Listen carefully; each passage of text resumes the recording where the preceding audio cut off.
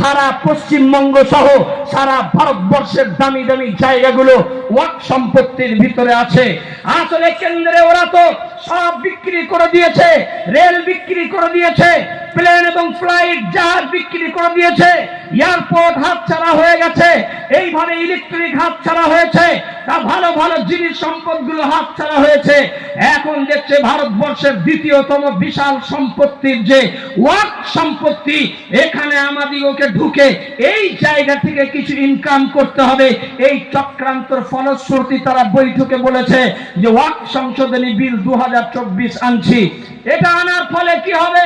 আসলে এই চক্রান্ত হচ্ছে সুদূর প্রসারী, এর অভ্যন্তরীণ হচ্ছে একটা কঠিন আমাদের জন্য একটা বিপদ সীমা। এটার দ্বারা ওরা কি বলতে চাচ্ছে জানেন তো?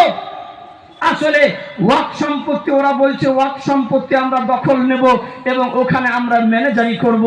এইভাবে আস্তে আস্তে আস্তে আস্তে ওয়াক্ফ সম্পত্তিটা নতুন আইন এনে ওয়াক্ফ সম্পত্তি যে মুসলমানের একটা সম্পত্তি, এই জায়গাতে ওরা একটা দুর্বল করার চেষ্টা করছে।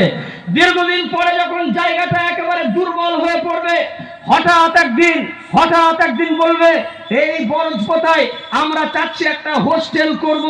হঠাৎ এসে দাঁড়িয়ে ওই উদ্ধতন কর্তৃপক্ষ যারা মাতব্বর সরকারের আপার লেভেলে বসে আছে, আর একদিন হঠাৎ করে এই বরজপোতা গ্রামের মতো গ্রামে, বেনাকার গ্রামের মতো গ্রামে, বারোপাড়া গ্রামে, ঘাটসোনা কৈথনে এসে একদিন সেই মাতব্বররা বলবে আমরা ছেলেদের জন্য একটা বিশাল হোস্টেল করতে চাচ্ছি, এখানে একটা হোস্টেল করব।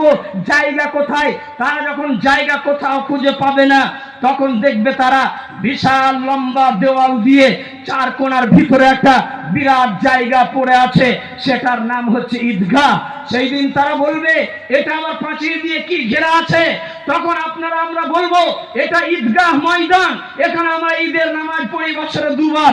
বলছি ঈদগাহটা কার জায়গায় আছে জিজ্ঞাসা করবে, তখন আপনি বলবেন এটা ওয়াকফের জায়গায় আছে, এটা ওয়াকফ সম্পত্তির উপরে। তখন তারা বলবে আরে ওয়াকফের আইন তো চেঞ্জ হয়ে গেছে, ওয়াকফ এখন সরকারের আন্ডারে আছে, সরকার যেটা ভাববে সেটাই করবে, অতএব এত বড় জায়গা যখন পড়ে আছে এখানে হোস্টেল করা হোক। ওই বিদেশি অতিথিদের থাকার জন্য আপনার বাপদাদার শুয়ে থাকা গোরস্থান দিকে আঙুল বাড়িয়ে বলবে এই গোরস্থানের উপরে একটা বিশাল স্কুল খোলা হোক, এখানে আপনার এই সিনেমা হল তৈরি করা হোক, এইভাবে তারা সমিতি তৈরি করা হোক, এই তারা বলে আপনার দখল নেবে। আপনি তখন বলবেন এটা আমাদের মসজিদ। বন্ধু না, আসলে সম্পত্তি যে সম্পত্তির উপরে আছে মসজিদ, ওই সম্পত্তিটাই তোরা জ্ঞানাকাল করে অধিকার করে নিয়েছে। অতএব সম্মানিত বুজুর্গ